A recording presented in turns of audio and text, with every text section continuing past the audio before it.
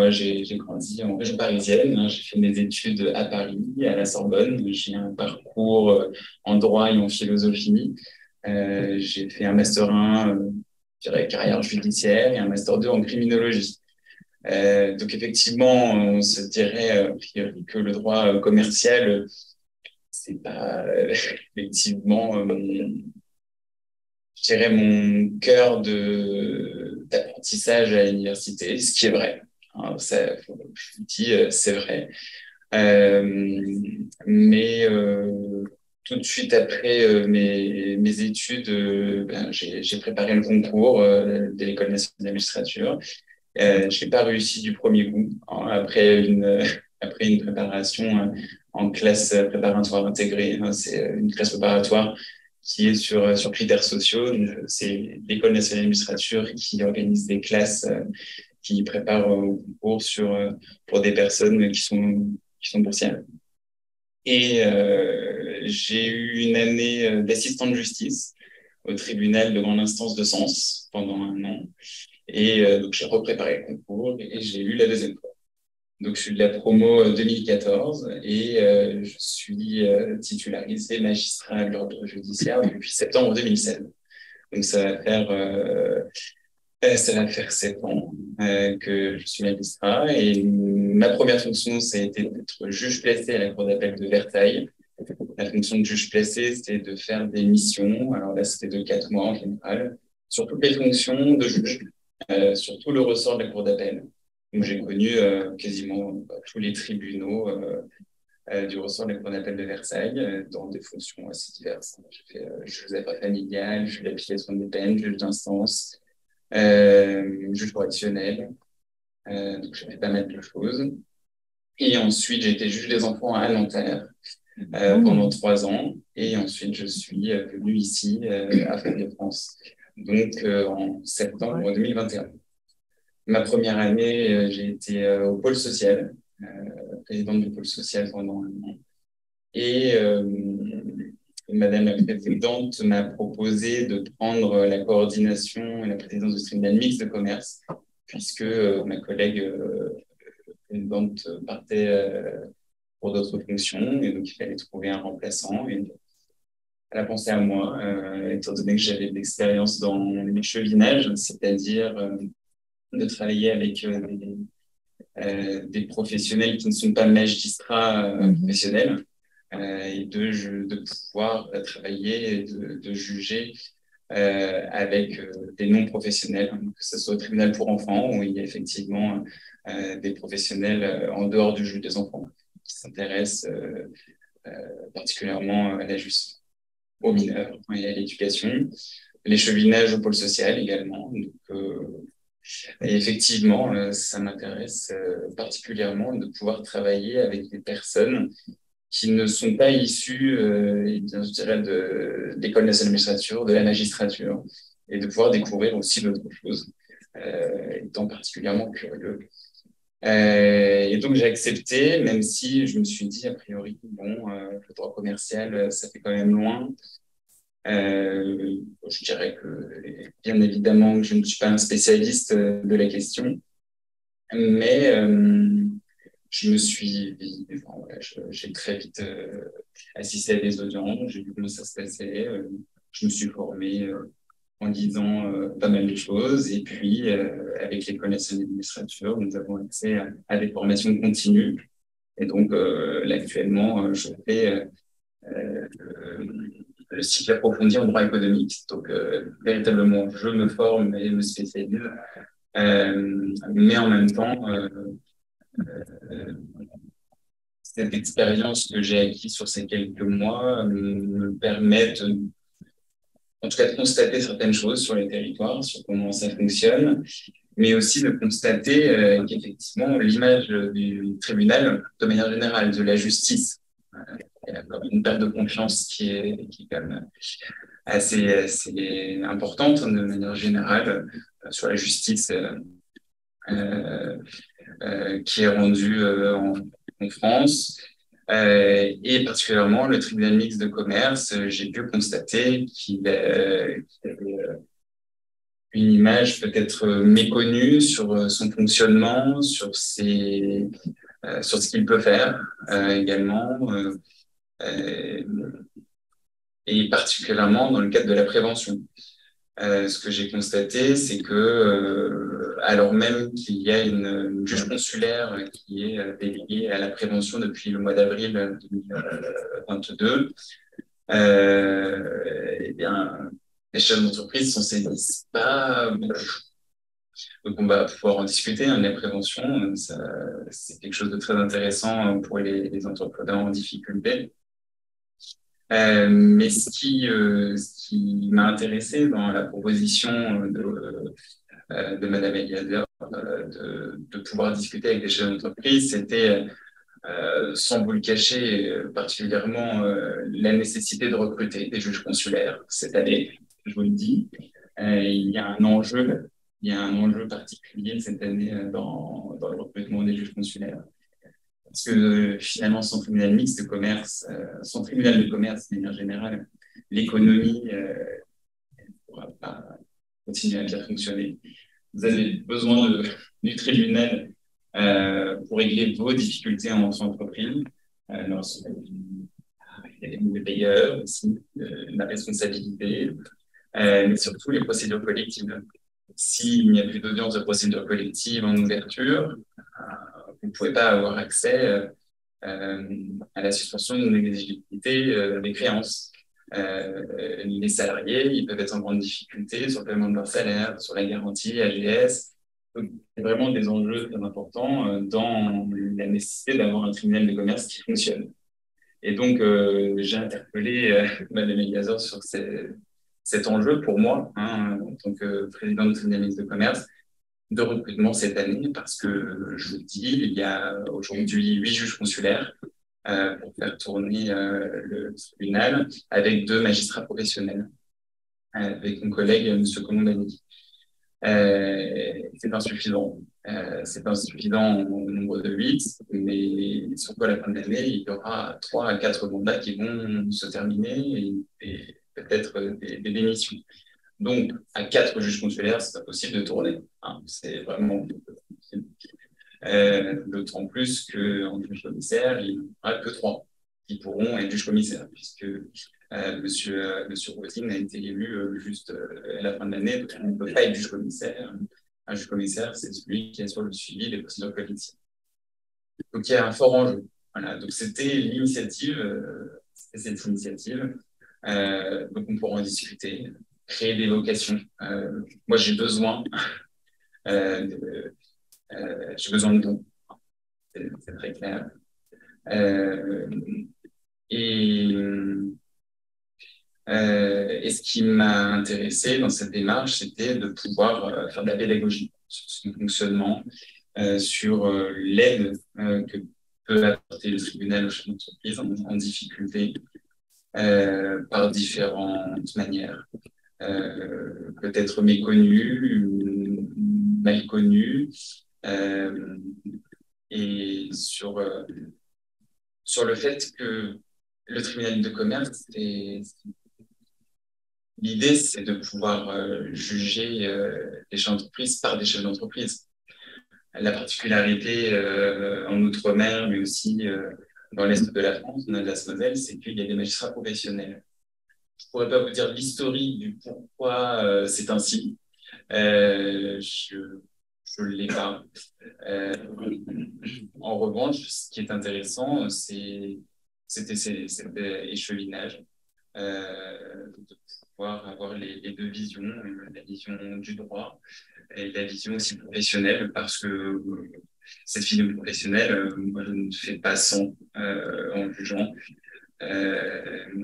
J'ai un point de vue sur le fonctionnement des entreprises de manière générale, mais je n'ai pas l'expérience de chef d'entreprise qui m'apparaît extrêmement importante lorsque l'on juge les dossiers de manière très concrète. Donc, ce sont des apports qui m'apparaissent très intéressants lorsqu'on est en fonction de juge. Ce que je souhaite dire, c'est mon intérêt ici, c'est d'améliorer cette image de vous dire que le tribunal est là pour vous, pour améliorer le service rendu aux justiciables que vous êtes, même en tant que chef d'entreprise dont l'entreprise fonctionne, vous pouvez avoir des difficultés avec des entreprises qui sont en difficulté et pouvoir indiquer que il y a des mécanismes qui peuvent fonctionner dans leur intérêt, même pouvoir demander au tribunal de commerce de régler le litige qui peut se créer entre vous. Mon message aussi, c'est de dire que il y a un objectif pour moi de faire respecter la loi par les autres entreprises en tant que juge chargé de la surveillance du RCS, qu'il y a des obligations à respecter lorsqu'on ouvre une entreprise. On doit le savoir quand on l'ouvre. Cette obligation, elle pèse sur tout le monde. Il y a une égalité devant la loi et que pour assurer une juste concurrence, une saine concurrence entre tous, il faut que tout le monde joue le jeu. Et que je suis chargé de ce fait de surveiller que tout le monde joue ce jeu pour respecter une juste concurrence. Et ces obligations, voilà, quelques obligations à respecter et justement parler un peu de cette crainte qui est apparue peut-être en Martinique, c'est de recevoir tous ces courriers du CREF, du tribunal mixte de commerce, notamment en rappelant qu'on doit déposer ses comptes annuels, que l'on doit déclarer les bénéficiaires effectifs, que l'on doit déclarer les modifications pour avoir un cabis qui est à jour des informations de l'entreprise, parce que éventuellement les entreprises qui font commerce avec d'autres entreprises, les consommateurs puissent savoir que cette entreprise est fiable, que je peux entretenir des relations commerciales sereines avec mes partenaires commerciaux et que tout le monde doit être assujetti aux mêmes règles. La déclaration aussi, qui est aussi importante des capitaux propres négatifs. Beaucoup d'entreprises oublient de faire cette déclaration et qui est extrêmement importante dans le cadre de la prévention détection, parce que le tribunal de commerce a une mission aussi d'aller vers les entreprises en difficulté, parce qu'on ne peut pas laisser une entreprise comme ça créer un passif extrêmement important, parce que derrière, ce sont aussi les contribuables qui sont en dehors des chefs d'entreprise, mais les contribuables de manière générale, avec les institutionnels qui ne sont pas payés. On ne peut pas laisser faire ça. On ne peut pas laisser des partenaires commerciaux justiciables dans une situation où il y a une entreprise qui ne joue pas le jeu, qui peut aussi parfois commettre des infractions, ne pas payer la TVA, ne pas payer la part salariale, ce sont des infractions pénales. Donc on ne peut pas laisser ce type d'entreprise prospérer parce que derrière, ça crée des dégâts. Au-delà des chefs d'entreprise qui peuvent être en difficulté, y compris personnels.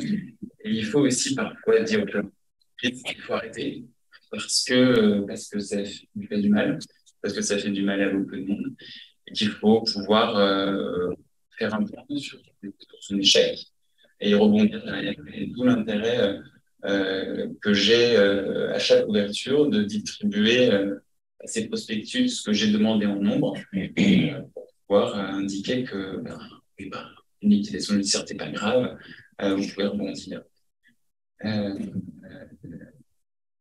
Vous avez appris de certaines erreurs pour pouvoir créer autre chose, mais aussi arrêter l'hémorragie. L'hémorragie ne peut pas perturber. Le tribunal mixte de commerce a cette responsabilité aussi. Euh, voilà les messages que je peux passer, améliorer aussi cette image d'analyse de commerce, entamer un dialogue aussi avec vous pour connaître aussi ce ressort de la Martinique, des difficultés que vous rencontrez. Moi, je ne suis pas là pour vous donner des conseils en gestion d'entreprise. Je suis absolument pas compétent et je n'ai pas du tout la possibilité de faire ça. Vous rappelez qu'il y a des avocats qui sont spécialisés dans ces questions, qui sont là aussi pour vous aider, pour vous donner des conseils justement en donnant, en sachant à quel moment pouvoir déposer un bilan, à vous dire aussi qu'est-ce que j'ai le droit de faire, pas faire. Et il y a aussi les mandataires judiciaires, administrateurs judiciaires qui sont compétents sur ce territoire, avec lesquels nous travaillons quotidiennement.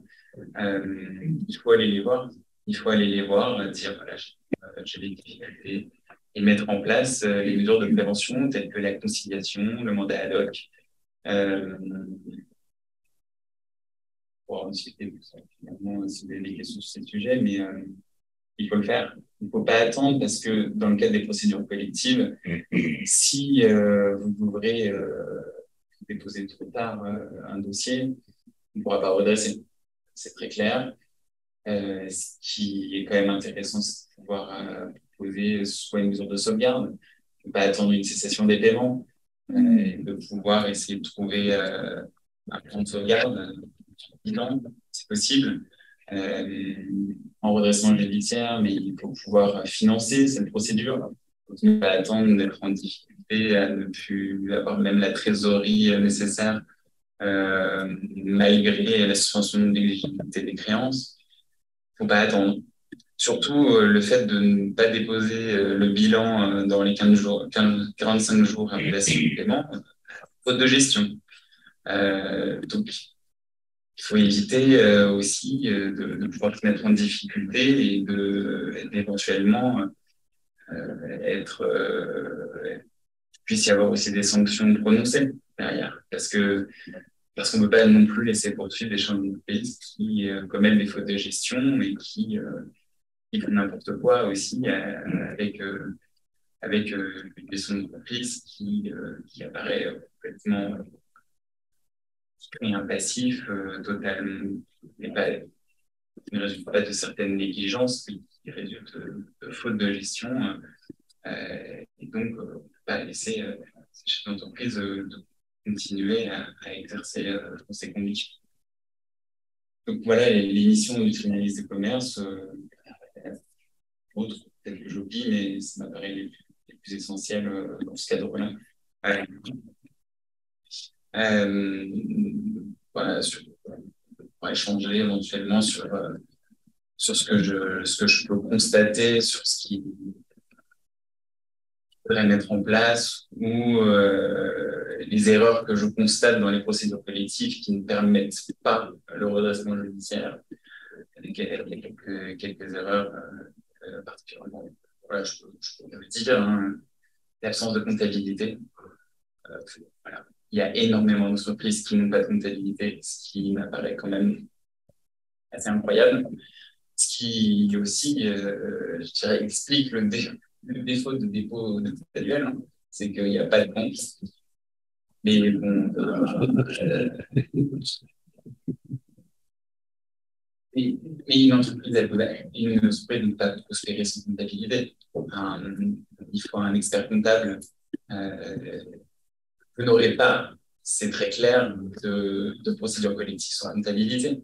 On ne pourra pas. Ouais, ça sera très clairement la liquidation judiciaire assez rapidement s'il n'y a pas de comptabilité très vite. Donc, moi, je dirais que ce que je constate aussi, c'est que la première chose que fait un chef d'entreprise, c'est de ne plus payer son expert comptable, parce que c'est une économie assez rapide, c'est jouer sur l'avenir de l'entreprise. Et c'est pas, c'est une erreur, c'est une erreur importante. qui met l'entreprise d'ailleurs en difficulté sur le plan de ses obligations, je le rappelle, sur le dépôt des comptes annuels, et surtout pour pouvoir même avoir un prévisionnel adapté. Je ne sais pas du tout comment c'est possible. D'ailleurs, c'est pas liquide, hein, mais la première erreur très importante que je constate ici. Ce que je constate aussi, c'est très vite des créations d'entreprises sans prévoir de trésorerie, de BFR, nous en font un mouvement qui n'est pas du tout pensé. Donc, très vite, on se retrouve en liquidation. Voilà, on ouvre une entreprise sans vraiment savoir vraiment ce qu'on veut faire. Ce que je constate aussi, c'est le défaut de marge suffisante qui ne prennent même pas en compte le paiement des cotisations et charges sociales avec le paiement d'un salaire. Ce qui fait que la dette caisse de sécurité sociale est énorme. Et le défaut de paiement de passe salarial, qui je rappelle, est une infraction pénale. C'est pas possible de fonctionner comme ça. Ce que je constate, c'est qu'effectivement, les institutionnels mettent du temps à réclamer l'argent qui est dû. Ils posent aussi des difficultés, hein, parce qu'effectivement, peut-être que s'il y avait des démarches proactives en ce sens, peut-être qu'on pourrait aider les entreprises de manière plus rapide et de relever et d'aider les chefs d'entreprise qui sont en difficulté et de pouvoir faire quelque chose pour eux. Bon, je le regrette, j'espère que ça s'améliorera. Ce que je constate aussi, c'est qu'effectivement, il y a quand même de grosses difficultés de paiement des institutionnels en Martinique.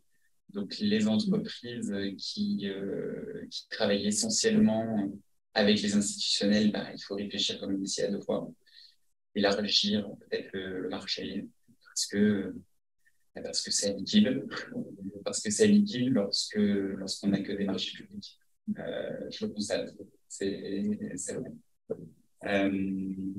C'est regrettable. Moi, je prends la liberté de le dire aussi parce qu'on est là aussi pour dire ce qui se passe. Vous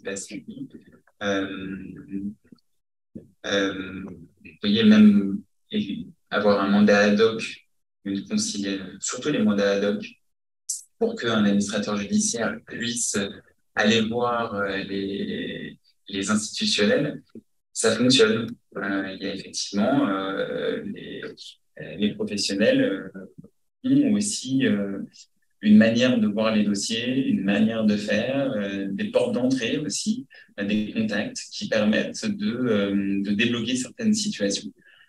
Donc, il faut vraiment s'en saisir. Et puis aussi, ce que je constate, c'est qu'il y a quand même beaucoup de créances clients, la part créance client très importante dans les entreprises qui sont en difficulté. Je dirais que le tribunal de commerce est là pour ça aussi, c'est-à-dire qu'il faut réclamer son argent. Il faut réclamer son argent très vite. Il y a des injonctions de payer qui fonctionnent très bien. Il y a les référés qui sont là aussi. Les procédures au fond, si ça le justifie. Donc, il faut aller saisir un avocat très vite. C'est un coût sur le moment, mais c'est aussi éviter que son entreprise voit la part de la créance client exploser et ne permet pas de redresser l'entreprise rapidement. Voilà ce que je constate. J'ai plein d'autres choses à dire, mais là, pour entamer un dialogue.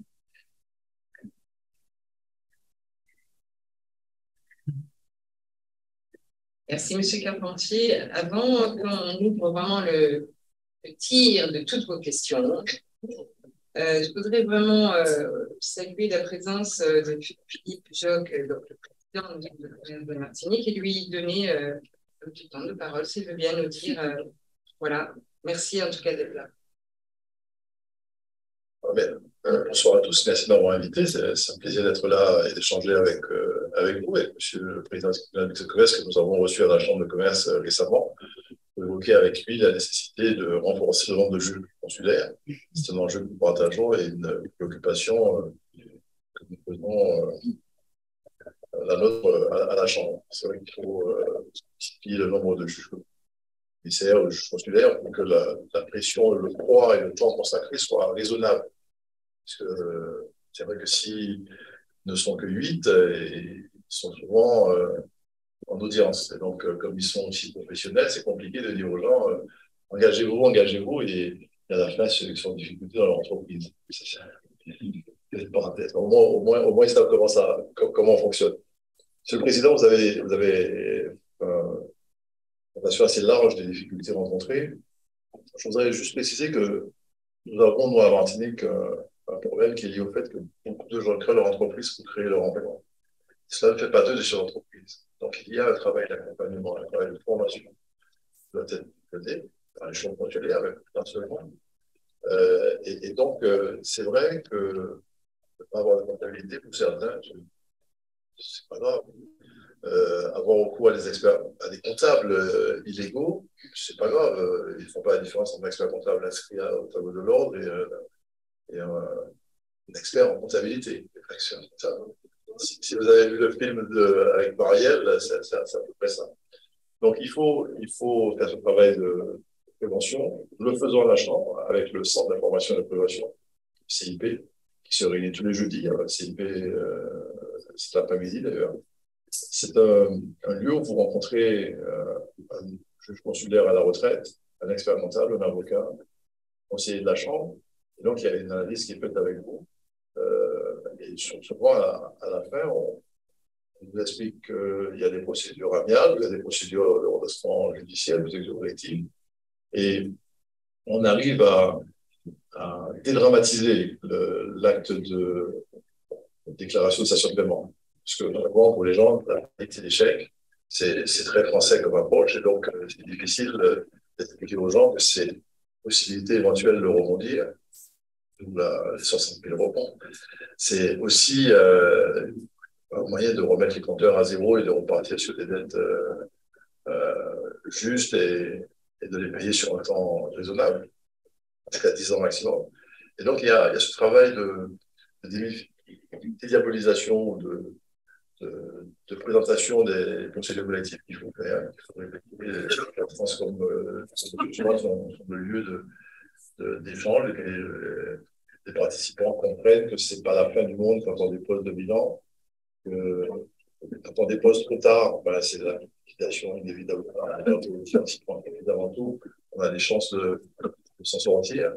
Il ne faut pas déposer quand on n'a pas de trésorerie, parce que sinon, on va liquidation directe. Il faut préparer son étude. Je ne vais pas demander au président du commerce ce qu'il faut faire, mais globalement, il faut préparer la DCP. On n'y va pas comme ça sur notre tête, et sinon, on est à peu près certain de partir en liquidation. Vous avez rappelé justement la nécessité de se rencontrer de l'avocat, des mandataires judiciaires, des administrateurs, pour avoir tous ces conseils et toutes ces informations, et puis aussi vous rapprocher de la Chambre de commerce, de son centre d'information et de prévention. Donc, il y a un travail important à faire. Donc, déjà, les gens qui créent leur entreprise aient un minimum de connaissances. Nous organisons à la Chambre 5 groupes pour entreprendre. C'est une formation qui est quasi gratuite et qui permet, sur 5 matinées, d'avoir un minimum de connaissances en comptabilité, en gestion, en ressources humaines. On rappelle, par exemple, que de ne pas payer les parts salariales, c'est pénal. Les gens ils regardent et disent ah bon, c'est vrai, on ne peut pas leur dire. Oui, c'est vrai. Dans les points de difficulté que vous avez cités les dettes sociales qui plongent. Et il y a aussi, il faut le dire, un problème chez nous, c'est que les employés de la sécurité sociale, enfin, la Caisse générale de la sécurité sociale, sont victimes de syndrome du terrier, ils sont rentrés dans le trou au moment du Covid, ils n'en sont toujours pas ressortis. Il est impossible de les avoir au téléphone, impossible de négocier des moratoires, ils peuvent faire ça par Internet, ils vous répondent ou ils ne vous répondent pas. Et donc là aussi, il y a une part d'institutionnel à bouger, à faire bouger. Et puis, j'ai entendu la semaine dernière, au passage du ministre de l'économie et des finances, ce n'est pas une phrase de moi, mais je la reprends parce qu'elle était très intéressante. Il y a un acteur économique qui disait c'est le seul territoire où l'entreprise meurt de ses créances. Ouais, on meurt des créances qu'on détient sur les collectivités, parce qu'elles payent 180 jours quand tout va bien, et à 2 ans et demi pour certains, notamment tout ce qui est secteur de la santé. Et donc, c'est vrai que là aussi, il faut que les pouvoirs publics mettent en place des procédures de paiement avec la facturage inversé qui permettrait à l'entreprise d'être payée et à la collectivité de payer les intérêts à un facteur qui accepterait de prendre ses classes. On a un problème aujourd'hui, il n'y a pas beaucoup de facteurs intéressés par nos collectivités outre-mer.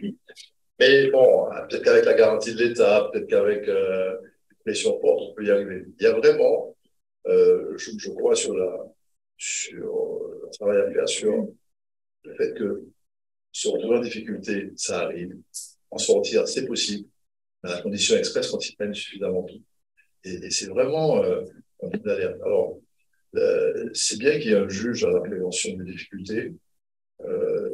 Nous, le retour que nous avons à la Chambre, c'est que les courriers sont un peu systématiques. Il y a des filiales de groupes de dette qu'à l'égard du groupe, qui ont des capitaux propres négatifs, qui ont fait les formalités qui sont convoquées. Je pense qu'on a peut-être un tri à faire dans les entreprises qui sont convoquées. Vous avez une filiale d'un groupe qui a le soutien de son groupe et qui n'a pas de dette fiscale et sociale, dette fournisseur, mais qui a juste un compte courant en groupe, de convoquer en matière de prévention, ça décrédibilise un peu la mission et l'action. J'ai eu l'occasion de le dire à la juge, mais ça ne veut pas l'entendre. On est là, on se dit tout. Il faut vraiment qu'on multiplie les rencontres, que sur les rencontres, n'êtes pas un garçon méchant, quoi.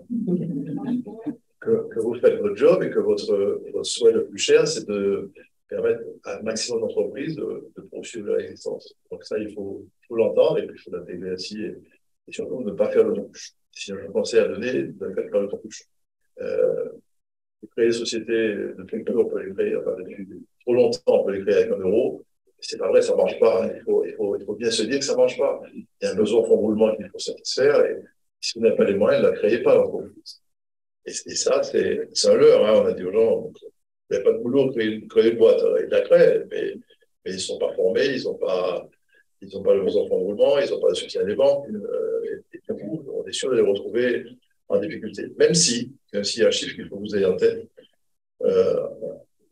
quand on mesure la pérennité à 5 ans des entreprises, nous avons à Martinique un taux de 72%, 73%, qui est le meilleur taux de Français d'outre-mer. En comparaison, à la Corse, ils sont à 57% de pérennité à 5 ans. C'est-à-dire qu'il y a un tissu, il y a de la résistance. C'est aussi vrai, c'est aussi possible parce que les organismes sociaux ne sont pas très réactifs. Et les choses comme elles sont. Et comme ils sont dans le trou, ils ne vont pas tout. Alors, de temps en temps, ils se réveillent. On va avoir prochainement une série de commandements d'huissiers. Et puis, tout le monde va monter au créneau, ça va un peu se calmer et on partira sur une concurrence un peu déloyale. Parce qu'il y en a qui payent leurs cotisations et leurs contributions. Et c'est pas citoyen, c'est pas loyal d'avoir des entreprises qui répondent au marché public notamment, qui ont juste fait un moratoire, qui ne respectent pas. Donc là, il y a une vigilance des acteurs de la commande publique aussi qui est nécessaire. Et tout ça, ça caractérise notre tissu économique. Et donc, il faut multiplier les rencontres, écouter toutes ces chefs d'entreprise qui sont venus pour savoir ce que fait le commerce, à quoi ça sert. Ça sert à la prévention, ça sert à sauver les entreprises. Et toujours en tête que le critère principal du tribunal mixte commerce, c'est la sauvegarde de l'emploi. Et donc, ça, c'est quelque chose d'important et à avoir bien en tête. Et donc, tout ce qui peut être fait pour maintenir et sauvegarder l'emploi sera fait. Si vous venez trop tard, il n'y a plus rien à faire que liquider l'entreprise. Alors, peut-être un point qui interpelle les uns et les autres. On a aujourd'hui un certain nombre de spécialistes des faillites. Je prends le sens large volontairement. On a vu la génération de la belle-fille qui crée la société. On a fait le fils, on a fait la femme, on a fait le fils, on a fait le deuxième fils, la première belle-fille, on a la troisième belle-fille. Donc, et certains ont le sentiment qu'il n'y a pas de sanction. Donc, on peut continuer indéfiniment. Je ne suis pas de ceux qui disent qu'il faut multiplier les sanctions à tout va, qu'il faut punir les gens qui se sont trompés de bonne foi. Je crois qu'à un moment, on soit assez lucide pour reconnaître les spécialistes. Voilà. En tout cas, belle initiative de contact entreprise et de 60 000 euros. Merci, M. Jacques. Et Pascal, à toi de voir comment on organise les choses. Est-ce qu'il y a déjà des questions peut-être des personnes en ligne? Oui, il y a déjà une question. Ça va permettre justement de lancer cet échange et à ceux qui souhaitent s'exprimer peut-être de formuler ou de réfléchir et de vaincre leur timidité. Donc oui, il y a une première question qui est déjà assez précise, mais qui peut-être concerner un certain nombre d'entreprises, notamment pour évoquer le cas des créances clients. La question, je la lis, elle est bien posée, donc je la lis de façon fidèle. C'est la mise en liquidation d'une entreprise peut engendrer une cascade de difficultés chez ses fournisseurs, notamment les bailleurs. La lenteur de la procédure de liquidation génère de vrais problèmes pour les bailleurs des entreprises en liquidation qui ne peuvent récupérer leurs biens pour le relouer et ne reçoivent plus leur loyer pour l'occupation du bien ou l'usage des machines. Quels sont les éventuels recours dans un tel cas, donc liquidation d'un locataire? Quels sont leurs recours afin que les bailleurs ne se retrouvent pas eux-mêmes en liquidation, bien sûr, en particulier à cause de la légèreté. J'ai commencé la phrase. Bon, je n'avais pas anticipé. En particulier à cause de la légèreté de certains acteurs, on va dire, au sens large, afin que les bailleurs ne se retrouvent pas donc eux-mêmes en liquidation. Voilà, j'ai un peu résumé.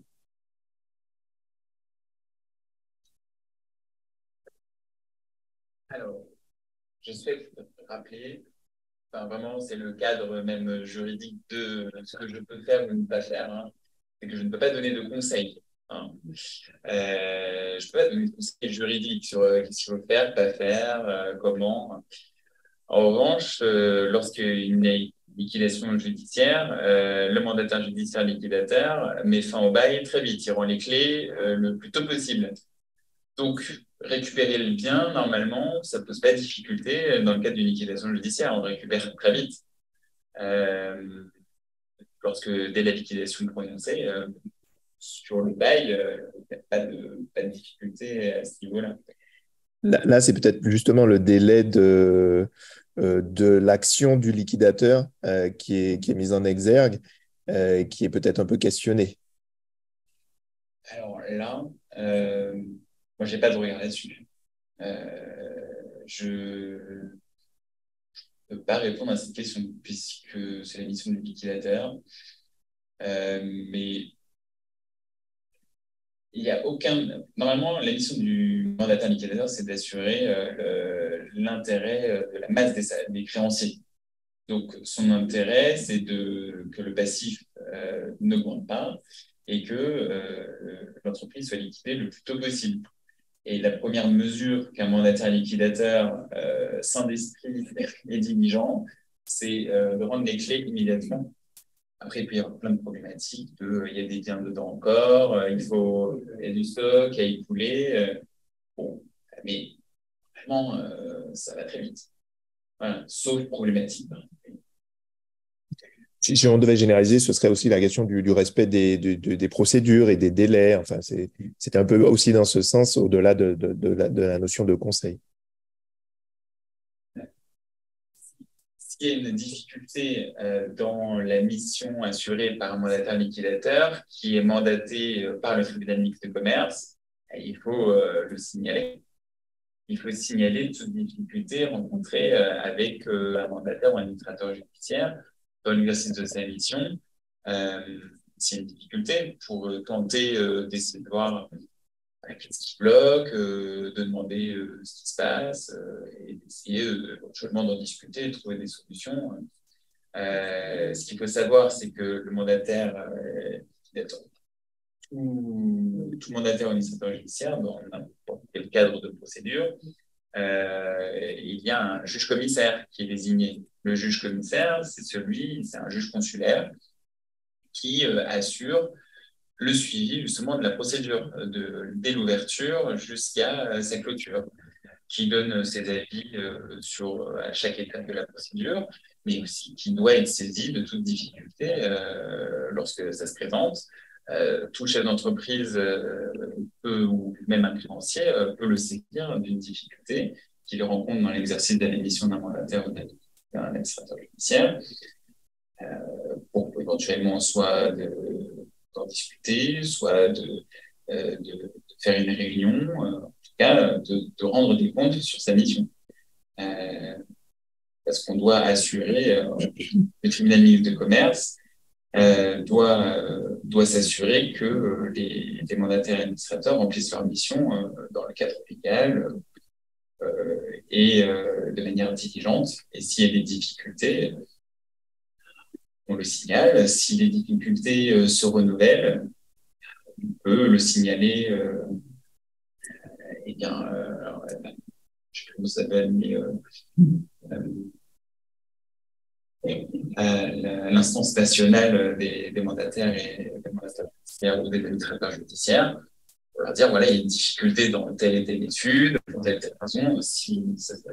Et puis surtout, s'il y a des difficultés vraiment critères, on peut moins désigner ou ne plus désigner s'il y a des motifs aussi objectifs. Mais en général, on discute et on solution.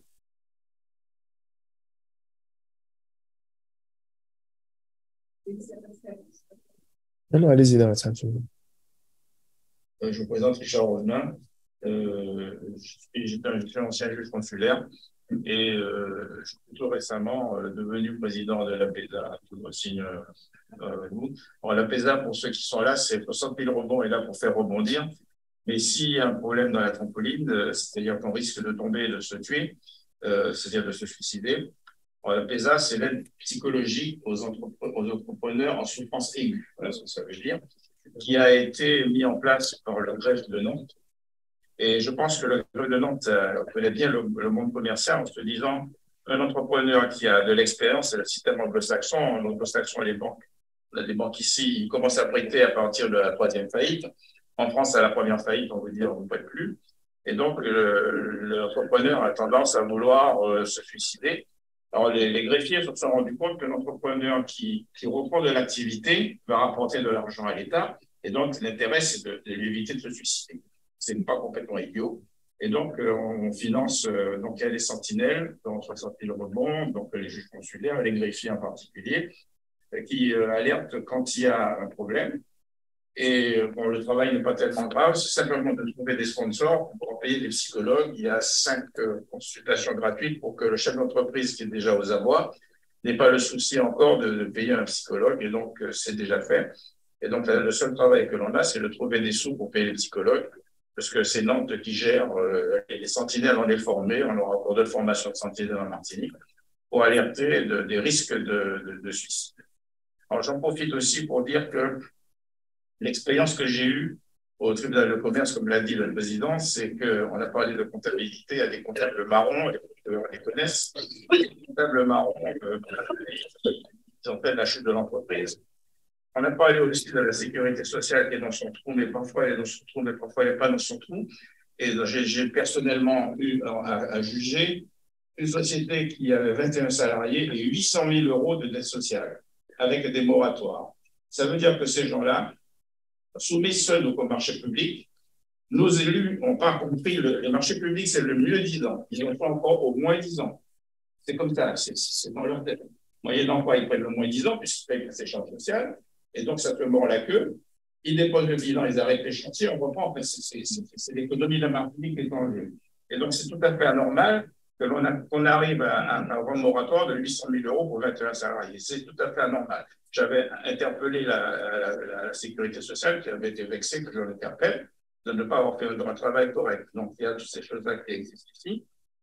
Ensuite, les députés n'ont pas de limite d'âge. Mais n'ayant pas de limite d'âge, ils ont limité l'âge des juges consulaires à 75 ans. Parce qu'on peut ne pas faire, on peut pas faire appliquer la loi après 75 ans, on peut faire la loi après 75 ans. Je n'ai pas encore bien compris non plus cette façon de voir les choses. Parce que à 75 ans, Les chefs d'entreprise qui continuent à travailler ont acquis une expérience. Ils sont peut-être parfois en dilettantes, enfin, je veux dire dilettantes, c'est-à-dire qu'ils délèguent un certain nombre de pouvoirs, ils sont plus disponibles. Alors que celui qui a moins de 75 ans, et encore 60 ans, il est à la tête dans le guidon, il n'a pas toujours le temps, parce que c'est très chronophage. Si on veut vraiment étudier les dossiers, si on veut vraiment les regarder, donc ce serait intéressant que les députés comprennent que les juges consulaires sont issus de la nation comme eux et qui ne sont pas plus idiots qu'eux et qui pourraient donc arriver sans limite d'âge, parce qu'ils sont assez grands aussi pour arrêter de travailler, comme il ne serait pas le cas, parce que ce sont des entrepreneurs. Ce qui n'est pas toujours le cas des députés qui sont souvent des fonctionnaires. Excusez-moi, je n'en veux pas aux fonctionnaires, en fait, c'est belle. Voilà. Donc, c'est ce que j'avais à dire. Et donc, le dernier point, c'est que les délais de paiement, ça fait très longtemps qu'on en parle. Le ministre est passé, il en a parlé, mais il était persuadé que c'était quelques mois. Alors, 70% de l'économie de la Martinique, c'est les échanges de l'État et les collectivités. 30%, c'est les échanges entre privés. Et quand les 30% échanges entre privés ne sont pas payés pour les 70%, mais il ne peut pas payer. Ça veut dire que si c'était 30% de machin et 70% de privé, on pourrait s'en sortir. Et donc, ça veut dire que celui qui vous doit, l'État lui doit. Or, je prends le cas d'échange social. Pour l'État, je pouvais dire l'État me doit de l'argent et donc ça compense l'échange social, y compris la part salariale, parce que c'est l'État. Par contre, ça ne peut pas marcher avec les collectivités. Ça veut dire que vous ne pouvez pas faire jouer vos créances d'une collectivité vis-à-vis de la sécurité sociale. C'est normal parce que ce n'est pas les mêmes responsabilités. Donc, ça veut dire que quelque part, ce qu'il faudrait, j'avais demandé, mais on m'a expliqué, que les marchés publics ne devraient sortir qu'avec le contrôle de légalité de la préfecture, que quand on a la sécurité d'avoir les crédits de paiement en face de marché. La réponse qui m'a été faite par la représentante du ministère de l'Intérieur il y a 3 ans, l'État a diminué nos effectifs, donc nous faisons des sondages. Seulement, je dis à ce moment-là, vous sondez que les collectivités, que vous êtes sûrs qu'ils vont payer. Oui, on ne vous l'a pas dit, mais c'est ce que vous dites.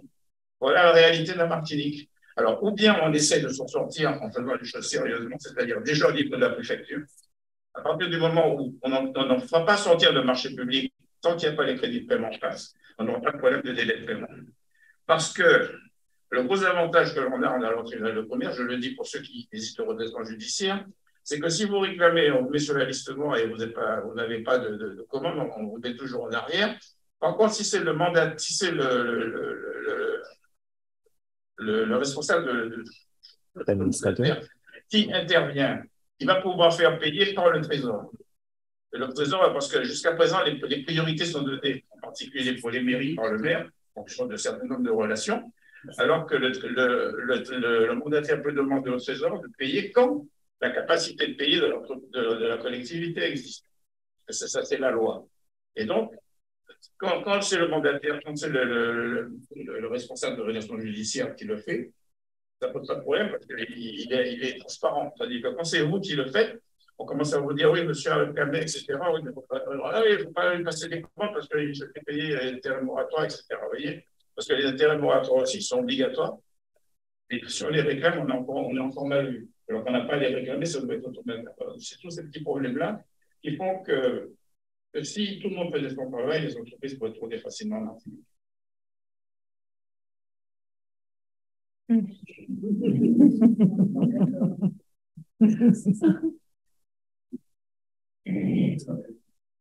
S'il n'y a personne dans la salle, je me permets. Vas-y.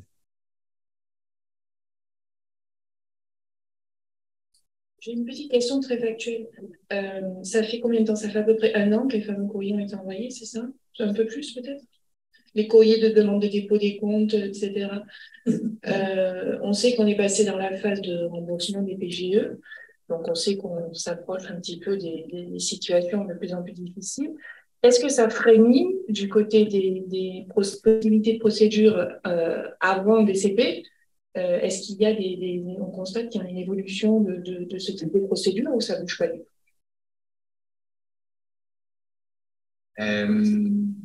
On constate qu'il y a effectivement un peu plus de prévention-convention, c'est-à-dire sollicité par les chefs d'entreprise. Maintenant, en plus, il y a effectivement le juge consulaire qui est chargé de cette mission. Avant, il n'y en avait pas.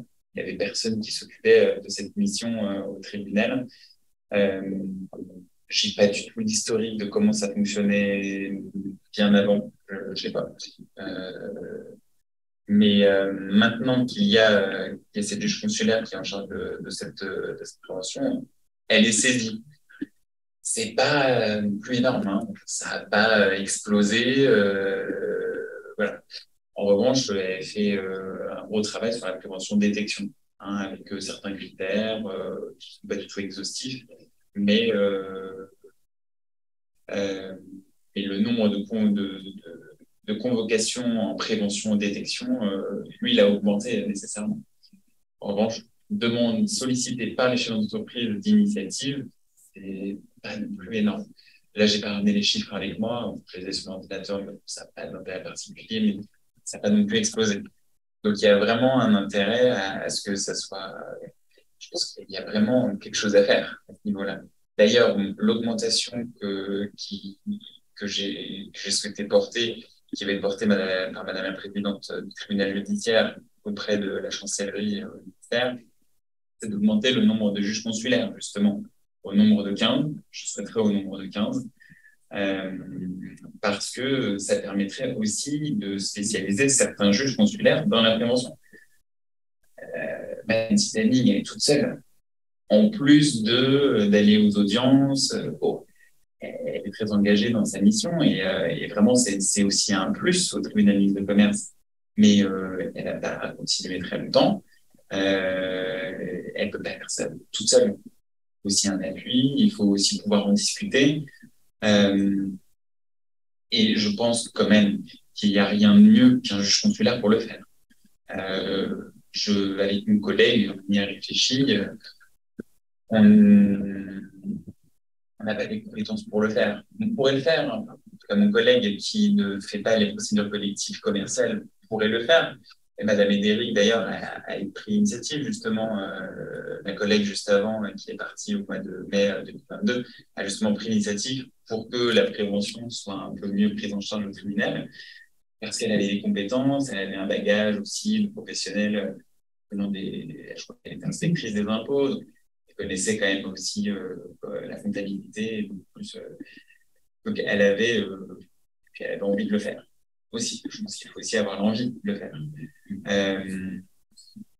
Parce que dans le cadre de la prévention, on donne aussi certains conseils.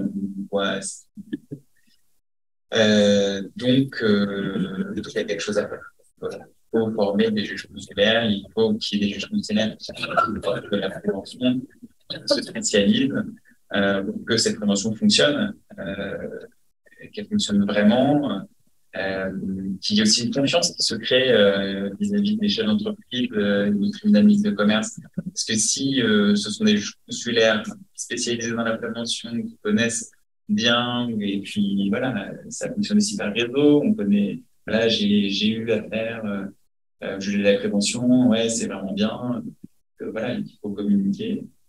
C'est mon objectif. C'était pour ça que je souhaite augmenter le juge consulaire pour que on forme plus de juges consulaires dans la prévention. Et que ça ne tienne pas qu'à une seule personne aussi. Parce que tout de suite, ça peut devenir un peu trop aussi personnalisé. Donc, il faut voir aussi un peu élargir le spectre, d'autres aussi points de vue. C'est intéressant. Et je voulais aussi rebondir sur les sanctions. Ça me semblait important. C'est un sujet. Au tribunal, c'est un sujet. Effectivement, ce que l'indiquent les juges consulaires, c'est que depuis qu'on leur a finalement un peu retiré en tant que juge commissaire l'initiative de la sanction, il y en a beaucoup moins. Parce que je ne sais pas exactement pourquoi. Ça sera l'objet d'une réunion que je souhaite effectivement réaliser avec le parquet, les juges consulaires, les mandataires, pour savoir un peu effectivement pourquoi on est moins saisi en sanction, parce qu'il y a quand même des sujets, c'est très clair. Et tout ça, je souhaite le faire assez rapidement pour aussi connaître la politique du parquet sur ce sujet. Il y a des choses à faire. est suffisamment informé. Enfin, vous verrez peut-être un peu plus quand ça arrive. Mais c'est effectivement un sujet que je souhaite porter au tribunal, qui est sujet par sujet. Il y a beaucoup de choses à faire, c'est par exemple. Mais d'abord des sujets primordiaux, c'est de recruter, et ensuite aussi porter des sujets de fond, aussi en dialoguant avec vous. Et ça me semble effectivement important d'avoir des ressources sur ce qu'on peut faire, ce qu'on peut améliorer. Oui, merci pour votre présence et cette intervention. Merci pour cette initiative. Merci à Contact. Merci à nous. Voilà. Non, sérieusement. Oui, sérieusement. Et est-ce que vous avez remarqué des tendances sectorielles au niveau des procédures qui sont en cours? Évidemment, dans le commerce, ça concerne le commerce, mais dans le commerce, il y a plusieurs types de commerce. Vous avez remarqué certaines tendances sur les secteurs. J'ai trois questions. En réalité, ça prend la parole aux autres. La deuxième question, vous êtes une juridiction où effectivement, les assesseurs ne sont pas des professionnels, par exemple. Donc, question qui... Enfin, oui, pas des juristes, en tout cas, comment parler. Oui, oui, tout à fait. Vous avez des rédacteurs qui rédigent des eu certains mouvements non pas du fond, mais de la forme. Donc là, c'est vraiment une question qui me taraude avec les rédacteurs. Qui sont-ils?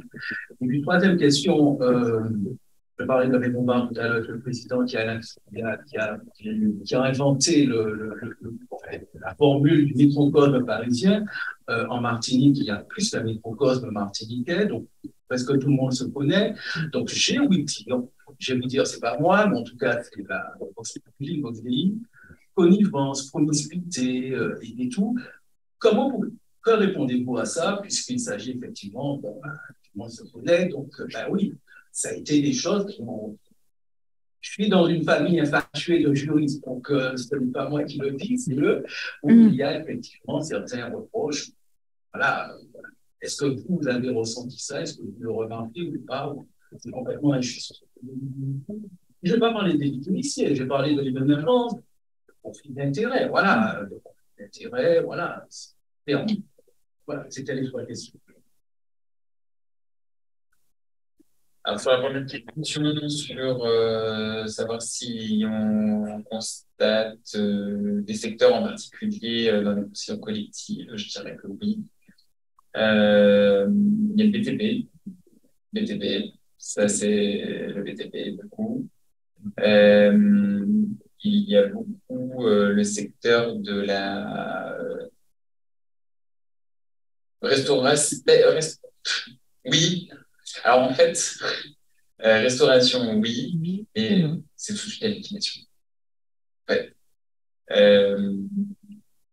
C'est tout de suite la liquidation. Oui, beaucoup de restauration. Parce que moi, ce qui m'interpelle plus, c'est sur le demande de redressement, sur les redressements.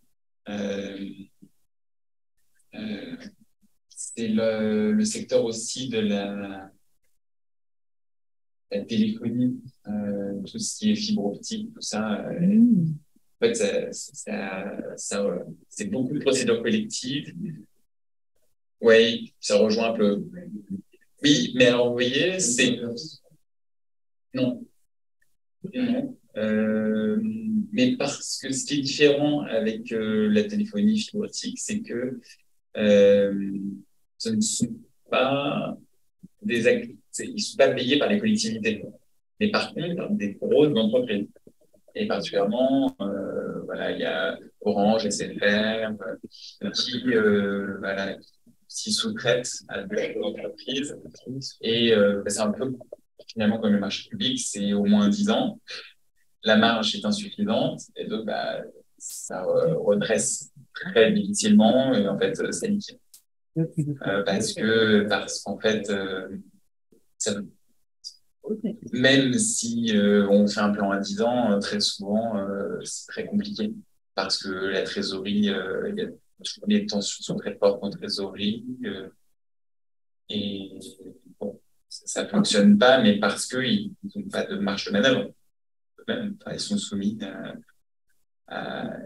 et ce qui est terrible, enfin, ce qui est un peu terrible, le cycle que je vois, c'est que même dans tous ces secteurs, c'est que finalement, et puis il y a aussi le secteur de la sécurité. C'est un peu la même chose. C'est un peu la même chose. C'est soumis à des marchés également. C'est soumis à des marchés et donc la marge est très faible. On ne prévoit même pas de payer les cotisations avec les salaires. Et donc, c'est pareil. La sécurité. Et donc, comme le fonctionnement, c'est que finalement, il y a une entreprise qui a un marché, ça ne fonctionne pas, elle redresse finalement un liquide. Et finalement, ça sera une autre entreprise qui fera la même chose. Et ça tient. Il n'y a pas une entreprise qui tient bien sur le long terme. Et parce qu'ils sont soumis, ils sont très peu manœuvre. Même les administrateurs judiciaires ont très peu de manœuvre. Souvent, voilà, ce sont des licenciements, ça ne suffit pas, parce que la trésorerie peut très difficilement augmenter. Donc, c'est très compliqué. Donc, je dirais que c'est les trois secteurs. Et la restauration, effectivement, beaucoup, surtout la restauration rapide. Et la restauration rapide, c'est d'avoir tenté de faire un peu de la cuisine un peu maison, très souvent, d'avoir ouvert un petit food truck, la petite restauration rapide, c'est ça. Sur la rédaction, c'est à la différence du CPH, du Conseil des prud'hommes, ce sont les magistrats professionnels qui rédigent les décisions. Mais au vu de la masse de décisions qui sont prises, il faut savoir aussi ce qui fonctionne, et c'est dans tous les contentieux. Ça fonctionne beaucoup par trame. Ce sont des trames s'il n'y a pas de difficulté particulière, ce sont des trames qui sont reprises, qu'on actualise, qu'on personnalise. Voilà. Mais lorsqu'il y a nécessité, les qualifications sont plus abouties, prises par le ministre. Parce que s'il devait y avoir une motivation spécifique tous les jugements, c'est impossible. Je vous dis, c'est impossible. On ne pourrait pas le faire. Sur le procédure collective, il y a trop le nombre de signatures, vous imaginez même pas, c'est impossible. Donc, la motivation spécifique, ce sont des dossiers qui le nécessitent, qui sont contestés ou qui doivent. Les plans sont motivés parce qu'il faut quand même justifier un plan. Hein, c'est pour les créanciers quand même. C'est un acte quand même attentatoire aussi à leurs droits. Donc, il faut le justifier, valider. Oui, il y a des trames, c'est pas forcément meilleur. On peut toujours améliorer des trames, c'est évident. D'ailleurs, je dis aux avocats, tous les professionnels, s'il y a des choses à modifier et à améliorer, la porte est ouverte, véritablement. Faut toujours s'améliorer là-dessus. Même faire remonter en tant que chef d'entreprise des difficultés particulières.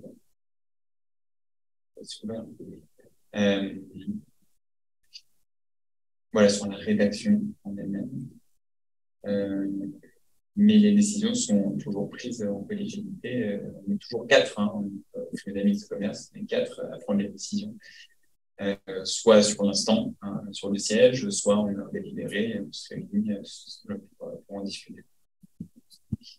Sur la gestion des conflits d'intérêts, eh bien, les juges consulaires ont dorénavant une formation initiale, l'École nationale de la magistrature. Ils ont une formation continue. Il y a toujours des rappels de déontologie. Il faut, ça c'est rappelé systématiquement. Si on connaît, alors si on connaît, on a déjà parlé à quelqu'un, non, on se déporte pas. Ça n'atteint pas ça n'atteint pas l'impartialité même objective, parce que l'impartialité objective, subjective. L'objectivité, c'est de se dire que la justice est rendue de manière impartiale par le simple fait de la voir. C'est-à-dire que si on soupçonne, je ne vais pas rentrer dans le développement de ces sujets-là, il y a des jurisprudences, tout ça, mais c'est juste voir que la justice est rendue de manière impartiale. Et après, il y a l'impartialité subjective, c'est que si on sent en soi-même une difficulté à pouvoir juger un dossier pour telle et telle raison, bah, d'une, on en discute entre nous, et puis si effectivement ça se justifie, des portes où il y aura un autre juge qui sera appelé, et puis si ce n'est pas possible son maintenant, on renvoie une autre audience pour organiser tout ça. On en discute entre nous. C'est une discussion qu'on a systématiquement. Si on constate que s'il y a un juge qui connaît trop bien, ou même sur les désignations des juges commissaires. D'ailleurs, ça a aussi changé. Maintenant, on désigne les juges commissaires qui sont présents à l'ouverture, qui permet de ne pas désigner des juges commissaires qui connaissent le dossier à l'instant et qui peuvent dire à l'instant T, je connais la personne, parce que ça peut arriver qu'on désigne des juges commissaires, on fait partie, et en fait, on doit modifier la désignation parce que le juge commissaire dit non, je connais la personne. Donc ça évite tout ça. Voilà, sur la gestion des conflits d'intérêts, des accointances qui peuvent exister. Donc attention, il est tout à fait possible à l'audience d'indiquer que ça pose une difficulté, que tel juge prenne le dossier. Ça s'appelle une requête en suspicion légitime. Alors, il faut faire très attention à ces requêtes parce qu'il faut qu'elles soient très motivées, parce que derrière, c'est le premier président de la Cour d'appel qui statue. Et si c'est pas motivé, il peut mettre des amendes civiles. Parce que on peut pas choisir son juge. C'est aussi ça l'état c'est pas choisir plus. Donc il faut faire extrêmement attention à ça. Ce type de requête peut être déposé de manière tout à fait légitime. Et le mieux, c'est de pouvoir en discuter aussi en amont. Voilà, on essaie de trouver des solutions pour un petit peu. Peut-être que aussi, pourquoi il y a un tribunal mixte de commerce en commerce, c'est peut-être parce que l'insularité fait que ce sont des petits territoires, que voilà, finalement tout le monde se connaît, qu'on a voulu peut-être mettre des magistrats professionnels pour essayer de cadrer des choses. Peut-être. Je suis pas allé voir les débats parlementaires pour le vérifier, mais c'est une des explications peut-être que voilà, moi qui en fait. Mais on en discute. Oui, mais vous savez, nous-mêmes, en tant que magistrats professionnels, on se pose des questions systématiquement. Parce que on reproche quand même aussi aux magistrats de rester 2-3 ans, et particulièrement sur le territoire de la Martinique, les territoires particulièrement. Mais ça touche toutes les juridictions, de manière générale. Mais c'est aussi, il peut y avoir effectivement ce type de problématique.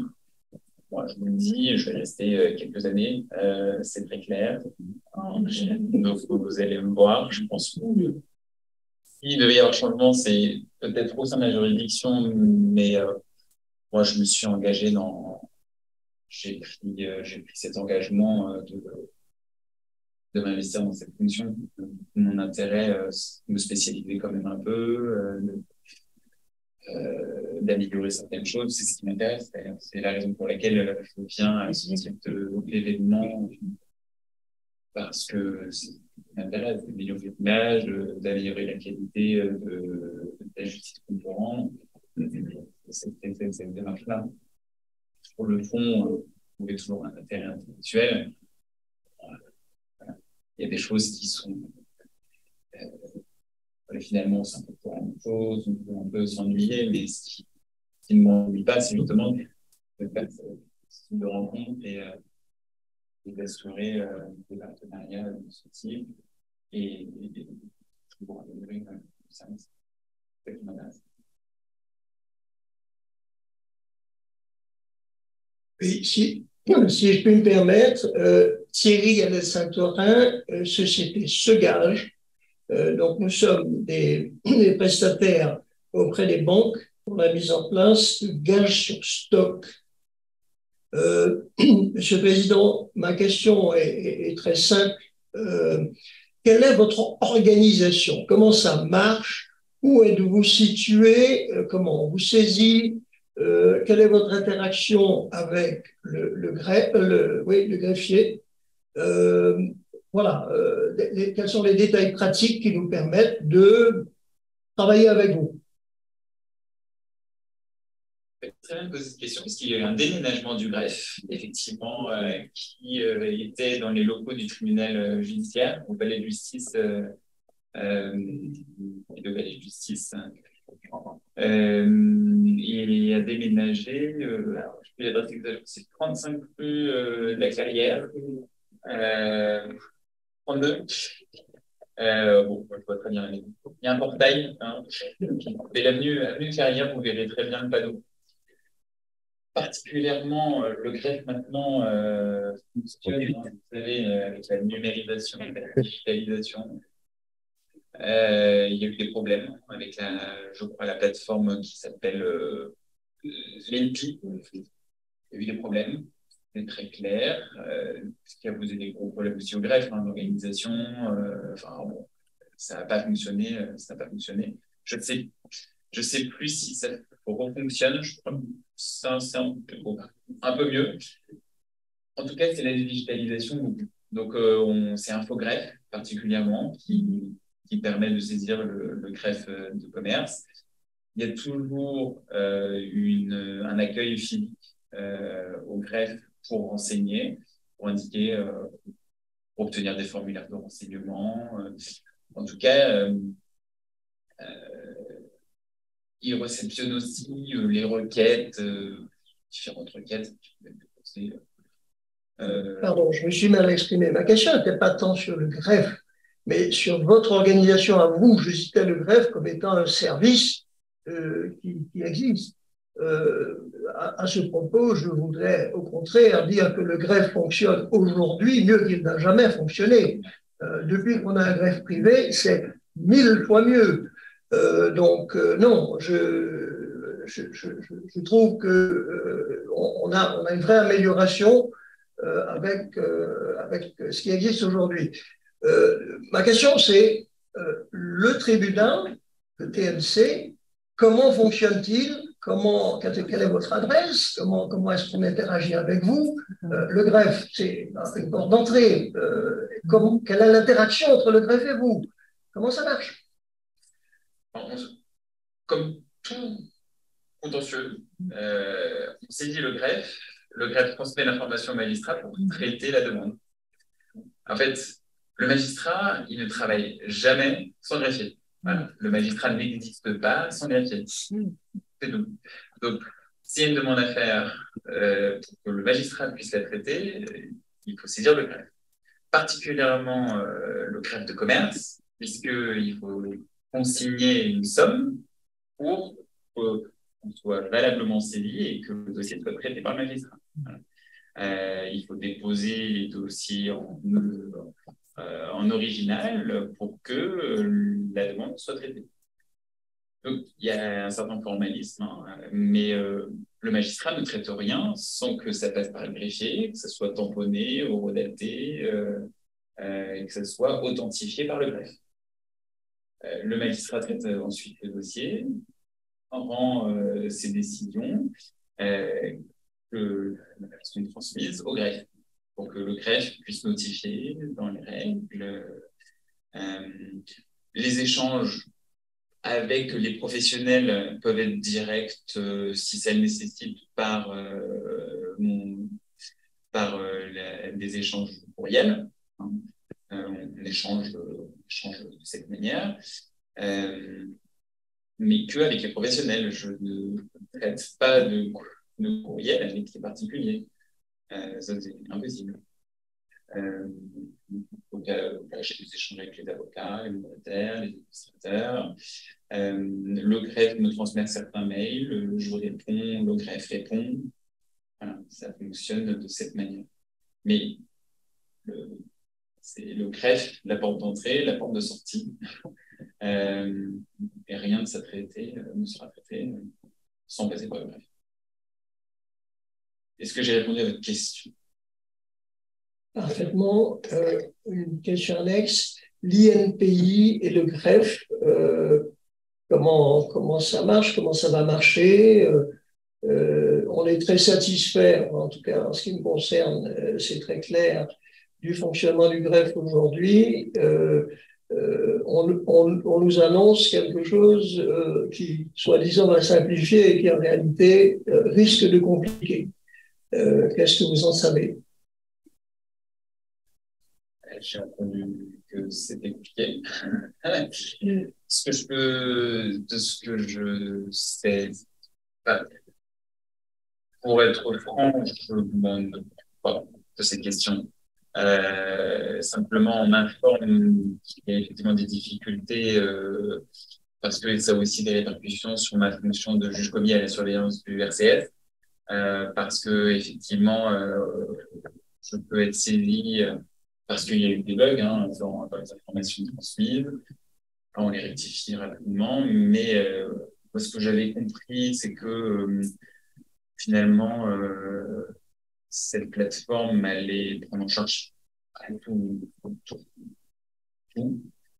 Je pense que comme ça avait été le cas avec la plateforme, comment ça s'appelle? C'est pour les permis de conduire, tout ça. L'ANTS, c'est pareil. L'ANTS, au début, c'était quand même une catastrophe. Il y a des gens qui ont eu leur permis de conduire au bout de 2 ans. C'est peut-être le risque, je ne sais pas. J'espère qu'il y ait des solutions trouvées. Je ne peux pas vous répondre précisément là-dessus parce que c'est Maître Dudouanier qui s'en occupe. Moi, ce que je sais, c'est qu'effectivement, le lancement a été complètement loupé. C'est pas complètement rétabli.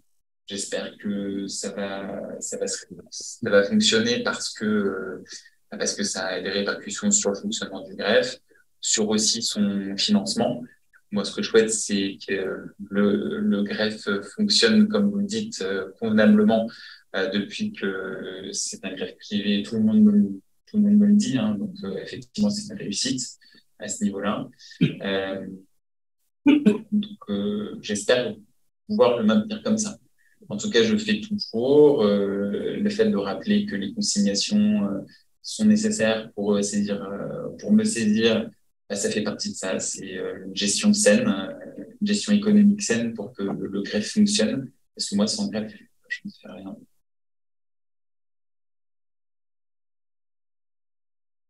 Alors, pour poursuivre sur les questions pratico-pratiques, vous avez introduit votre propos en indiquant que vous cherchiez à recruter des juges consulaires. Est-ce que vous pourriez nous indiquer des conditions pour pouvoir prétendre à ces missions et surtout le temps nécessaire à y consacrer? Je pense que c'est là que vient la principale difficulté à trouver des volontaires. Par ailleurs, on a beaucoup parlé des difficultés des entreprises qui les mènent à la situation de liquidation. Est-ce qu'à l'inverse, vous constatez que c'est parfois une situation qui est recherchée par certaines entreprises pour échapper à leurs créanciers, ou si c'est une vue d'esprit, notamment en matière de BTP. Parfois, on peut avoir l'impression que certains entrepreneurs cessent certaines entreprises, d'entrer d'autres, justement ne pas avoir à répondre de certaines créances. C'est quelque chose que vous avez pu constater ou si c'est vraiment plutôt une vue d'esprit.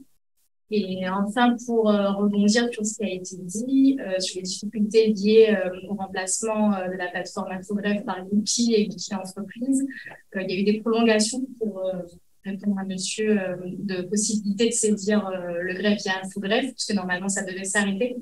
Donc il y a encore une possibilité de fonctionner via Infogreffe, mais pas pour toutes les formalités malheureusement. Puisque l'outil a repris le fonctionnement qui avait été arrêté pendant un temps lié à tous les bugs que vous avez évoqués. On peut encore pendant un petit moment avoir une fenêtre de tir bien bref, je le dis, c'est toujours intéressant de savoir. Merci. Sur les conditions pour pouvoir se présenter aux élections de juge consulaire, c'est l'article L723-4 du Code de commerce. Alors, bon, je ne vais pas citer toutes les conditions, mais particulièrement, c'est d'être inscrit sur les listes électorales des chambres, chambre de commerce et d'industrie ou la chambre des métiers de l'artisanat.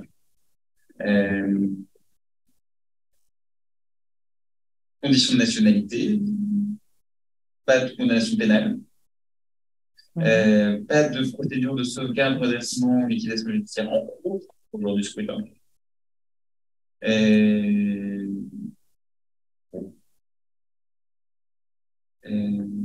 Pas de peine d'interdiction de gérer, évidemment.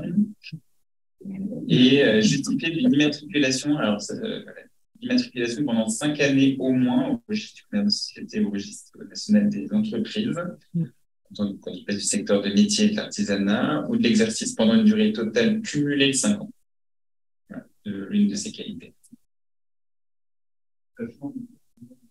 Et alors, pardon, il faut être inscrit sur la liste électorale. C'est comme, oui, c'est faire partie des chambres. C'est-à-dire que, alors contrairement à ce que je pensais aussi au début, puisque c'est l'information qu'on m'avait donnée, puisque je ne maîtrisais pas trop ce sujet-là, c'était d'être, pour pouvoir se présenter aux élections, c'est d'être élu à la chambre de commerce ou métier de l'artisanat. En fait, non. Ce sont les élus, ce sont ceux qui vont voter.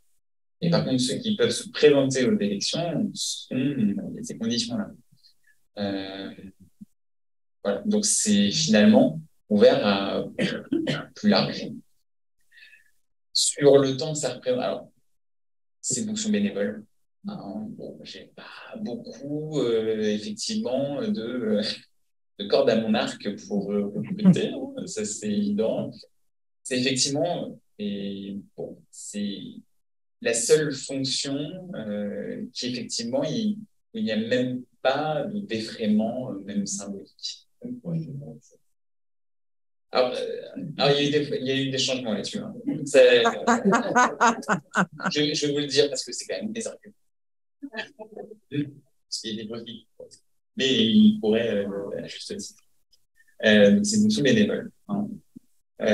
C'est historique. Je ne crois pas qu'il n'y ait jamais eu de volonté. Est-ce que j'ai jamais entendu parler de volonté que les consulaires soient payés. Enfin, j'ai monté au créneau des juges consulaires en disant on veut payer.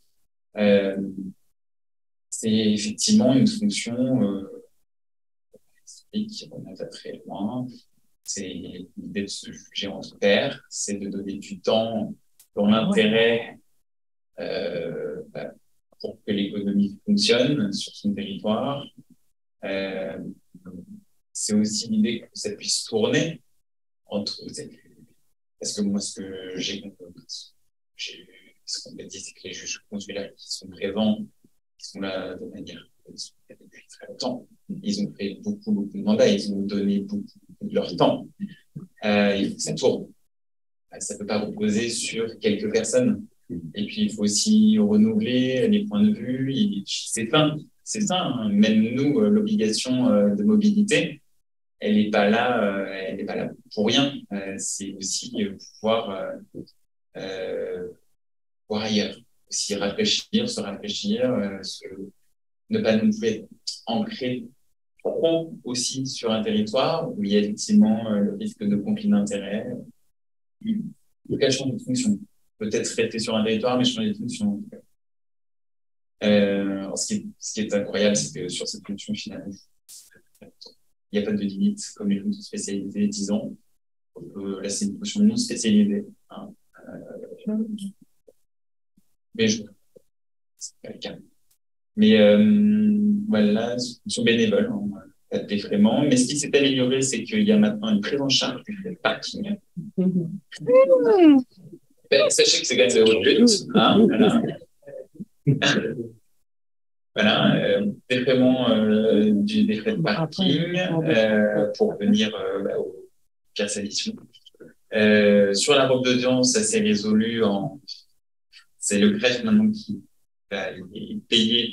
Par contre, sur son remboursement, je laisse voir. Mais en tout cas, maintenant, les juges consulaires peuvent payer leur propre robe.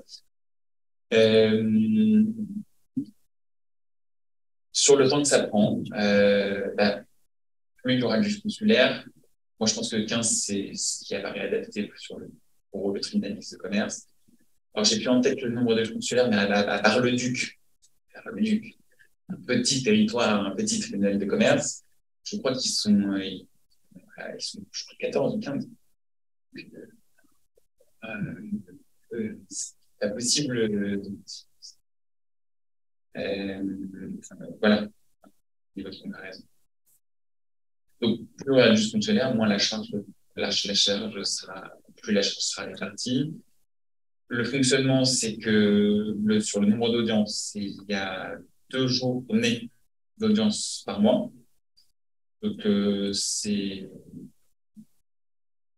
les audiences de suivi des procédures collectives, de sanctions le matin.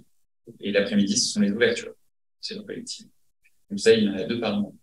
En général, ce sont les mêmes juges consulaires qui font la journée. Après, il y a d'autres organisations qui peuvent émerger, hein, s'il y a toujours discuté du fonctionnement. En tout cas, c'est l'organisation actuellement. Ça nécessite quand même une préparation. Ce qu'il faut savoir, c'est qu'il y a le bureau électronique du juge, le BEJ. Donc, il y a un accès au dossier numérisé. Donc, les juges peuvent préparer les dossiers en amont quand ils le souhaitent, avant l'audience. Et puis après, sur le temps de délibérer, il y a très peu de dossiers qui sont bien délibérés sur les procédures collectives, ça arrive, mais c'est quand même plutôt à la marge. On statue quand même sur le siège. Il n'y a pas de rédaction pour les juges consulaires. C'est quand même une charge quand même en moins. Elle repose sur les magistrats professionnels, ce qui n'est pas le cas sur le tribunal de commerce. Elle est répartie sur les juges consulaires. Sur les autres audiences, il y a une audience par mois de procédure ordinaire. C'est une après-midi. Donc, c'est les contentieux de fond, c'est-à-dire les litiges entre sociétés, contractuels, de responsabilité, parasitisme, des choses comme ça. Concurrence déloyale, par exemple. Donc, ça, c'est une après-midi par mois. Ça nécessite un temps de délibéré plus important, quand même. Et après, le problème, c'est que les nouveaux juges consulaires ne peuvent pas avoir la charge de juge commissaire sur leur mandat de 2 ans, leur premier mandat de 2 ans. C'est une sorte de période d'essai, ce premier mandat de 2 ans. Et c'est ensuite, s'ils sont réélus, c'est un mandat de 4 ans. Et là, ils peuvent devenir juge commissaire. Donc la fonction de juge commissaire, elle prend un peu plus de temps parce que là, en tant que juge commissaire, on prend des audiences seules de vérification des créances, j'ai oublié le nom, de revendication de biens. Ouais. Donc ça, c'est le juge commissaire qui prend ses audiences, qui éjecte une audience, qui rend ses ordonnances. Une fonction essentielle en procédure collective. Parce que ça assure le suivi. Maintenant, il y a une organisation qui permet au juge commissaire de tenir des réunions avec les dirigeants pour rencontrer, pour qu'ils assurent un véritable suivi des procédures collectives. Et puis, tout au long de la procédure collective, ils sont destinataires de leur rapport, des administrateurs judiciaires particulièrement, pour qu'ils rendent leur avis sur le maintien en période d'observation, sur le renouvellement de la période d'observation, sur une conversion en liquidation judiciaire, sur le plan de redressement. Voilà. Une fonction essentielle. Ils sont aidés par les conducteurs. Oui, mais même les magistrats professionnels on est aidés sur des projets aussi d'ordonnance, mais ça vaut aussi pour tout contentieux, même au tribunal judiciaire. Hein. Sur les requêtes, il y a des projets d'ordonnance, parce que sinon, on s'en sortirait pas. Voilà. Je crois que j'ai fait le tour sur ce que font les juges consulaires. Après, il y a toutes les réunions. Toutes les réunions genre d'organisation ou aussi pour améliorer certaines choses avec les mandataires, l'administrateur, sur les sanctions, voilà ce qu'on va faire entre nous. Ouais, je dirais, moi, ce que me disent les juges consulaires, et ils sont pas là, mais ce qu'ils me disent, c'est que c'est passionnant. C'est un apport intellectuel véritablement important. Ça leur permet de voir les erreurs à ne pas commettre dans leur propre entreprise, à aider aussi leur père. Je pense que c'est une mission qui s'attache.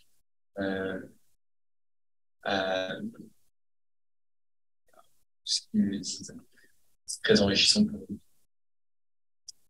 Le faire des dizaines d'années, peut-être pas, mais sur 2-3 mandats, ça me semble intéressant. Et que ça se renouvelle. Moi, mon idée, c'est que toutes les chambres soient représentées, les deux. J'espère qu'il y aura des candidatures pour la chambre, en tout cas, de chambre de métier de l'artisanat. Mais aussi, mais après, c'est nouveau. C'est nouveau depuis 2022. Donc, c'est pour ça. Donc, j'espère cette année qu'il y aura. Pour la chambre de commerce et d'industrie, ce qui serait super, c'est que tous les secteurs soient représentés, parce que c'est pas le cas, quand même, actuellement. C'est un peu l'idée que je m'en fais, c'est d'avoir le plus de points de vue possible, le plus d'enrichissement. C'est comme ça que je souhaite travailler. Je crois que j'ai fait le tour.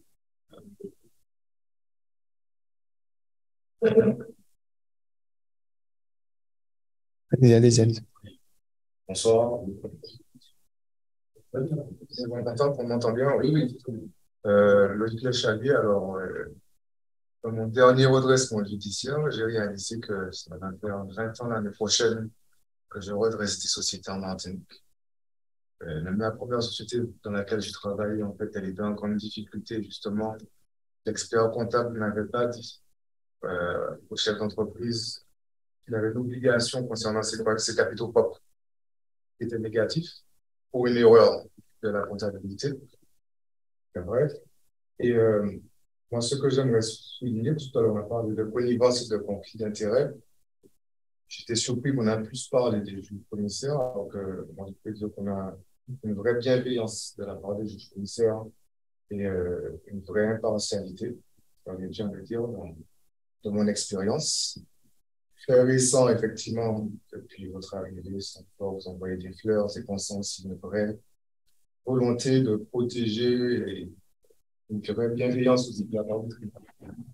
Ça m'a surpris. Par contre, ce qui n'a pas changé, ça je tiens à le souligner, c'est les conflits d'intérêts plus des administrateurs. Ça, aujourd'hui, je vais dire avec une certaine émotion, parce que ça, c'est quelque chose que je trouve assez choquant, c'est que, bon, comme il n'y en a pas beaucoup sur la place, il y a de vrais conflits d'intérêts, même des tentatives. Je l'ai déjà vécu, des tentatives de dépossession des biens du chef d'entreprise pour les intérêts d'un ami, d'un groupe ou d'un autre acteur économique. Et puis même, il y a aussi parfois, j'ai envie de dire, un abus de pouvoir des administrateurs ou des tentatives même comment dire, de possession ou bien de manipulation. Et ce que j'aimerais savoir, c'est justement dans ce genre de cas-là, vous avez parlé tout à l'heure de, ouais, peut-être en question légitime, j'aimerais savoir si justement on a un cas avéré ou en tant qu'administré ou en tant que chef d'entreprise, on doit avoir un recours face à un administrateur, quels sont les dispositifs, quels sont les requêtes possibles?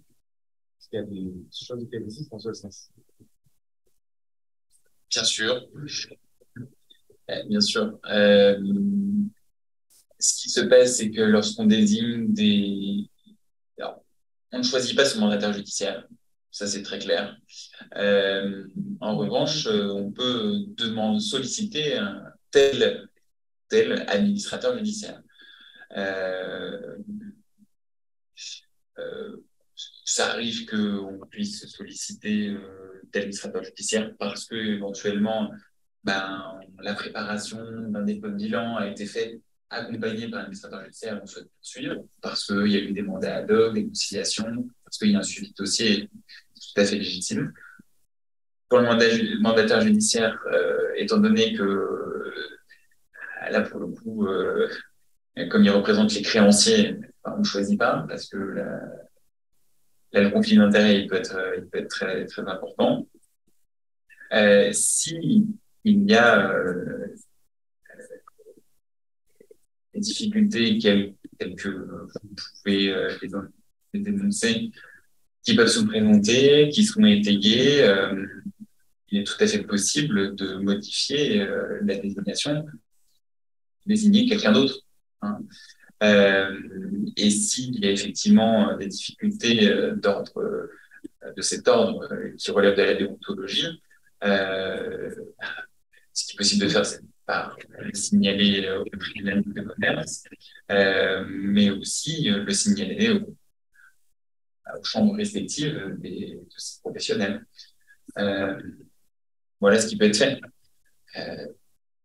On peut toujours changer dans une procédure les personnes qui interviennent si il y a un conflit d'intérêt avéré. D'autant plus que ce sont des auxiliaires de justice et qu'ils sont soumis à une déontologie enregistrée. Voilà.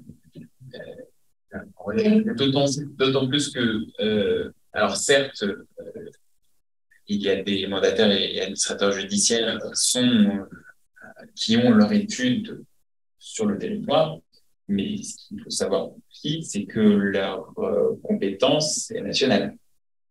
Il est tout à fait possible de désigner X raison un mandataire judiciaire ou administrateur judiciaire qui peut se situer ailleurs.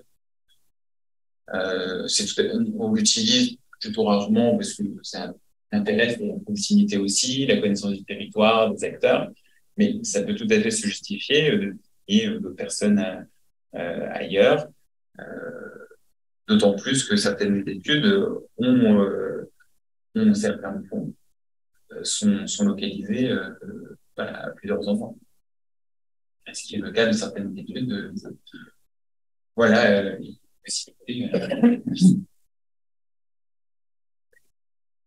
y a un formulaire ou une procédure spécifique ou bien juste en ayant recours au greffe, comme vous l'avez dit, il suffit de justifier et de motiver, ça va bien. Oui. Ouais. Alors, ce qui peut être intéressant, c'est de voir ça avec le juge commissaire qui suit un dossier. Le juge commissaire est là pour assurer que la procédure collective par le greffe. Non mais le juge commissaire,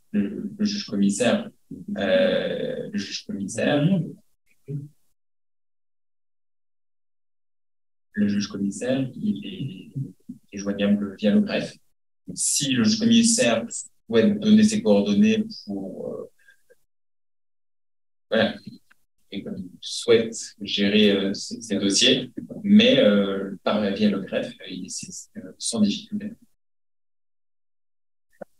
Normalement, le juge commissaire, s'il fait son travail correctement, il est ou bien en redressement ou en liquidation, il voit l'entreprise, enfin le chef de l'entreprise, donc physiquement, il le voit physiquement. Moi, j'ai toujours vu physiquement en redressement ou en liquidation les chefs d'entreprise.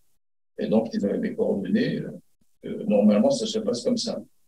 Ah bah, je ne sais pas, mais normalement. Alors, une précision, c'est que effectivement, il y a eu un abandon de cette pratique, mais lié au Covid, particulièrement. Et donc, depuis la crise sanitaire, il n'y avait plus ce suivi de cette nature. À la fin de la crise sanitaire, ça n'avait pas repris. Mais les juges commissaires, de manière tout à fait légitime, ont demandé à ce que les bonnes pratiques reprennent. Et c'est repris. Ouais. Oui, dernière petite question en ligne, très rapidement, il commence à se faire tard, concerne la bonne exécution des jugements, savoir si vous avez une visibilité sur ne serait-ce qu'un taux d'exécution, de bonne exécution ou des délais, puisqu'il y a une question en ligne qui concerne effectivement le suivi ou la bonne exécution de certains jugements. Est-ce que est-ce qu'il y a une problématique de délai à votre connaissance ou est-ce que c'est de votre responsabilité justement de suivre, de monitorer, de comptabiliser la bonne exécution des jugements ou leur délai? De type, alors il y a un cas spécifique effectivement, mais l'idée n'est pas de rentrer dans une notion de conseil. En procédure collective, on assure l'exécution de la procédure collective. Est-ce que les mandataires administrateurs font leur travail, déposer leur rapport? Est-ce qu'on voit si le dirigeant collabore à la procédure? Donc, si effectivement les décisions sont respectées. Sur les plans de sauvegarde, plans de redressement, le suivi est assuré par un commissaire à l'exécution du plan, donc qui est en lien avec le tribunal mixte de commerce qui va faire un rapport annuel sur la bonne exécution du paiement des annuités du plan. Donc, oui, il y a sur les procédures collectives, il y a quand même un regard sur l'exécution. En revanche, sur les procédures ordinaires de fond, ou le référé, là, ça nous échappe. C'est-à-dire que sont partis, puisque c'est un procès civil plutôt classique, sont partis de faire exécuter les décisions qui sont rendues, de saisir un huissier de justice, un commissaire de justice, pardon, pour assurer l'exécution des décisions. Toutes les bonnes exécutions possibles, les saisies,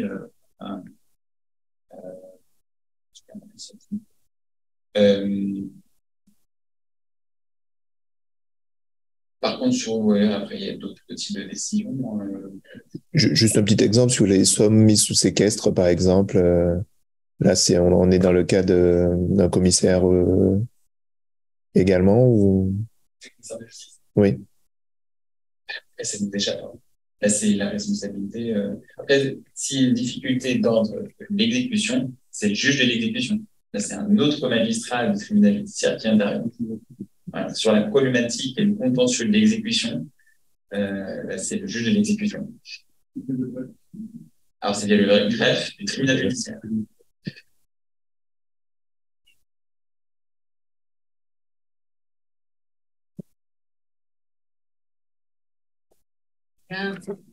Chers amis, 2 heures de discussion à bâton rompu avec M. Carpentier et je crois qu'il est temps de clôturer ce bon moment.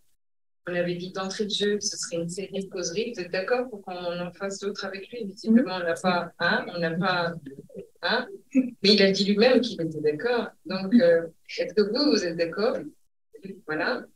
Et puis, moi, j'ai surtout envie qu'on le félicite, qu'on le remercie, qu'on se remercie tous.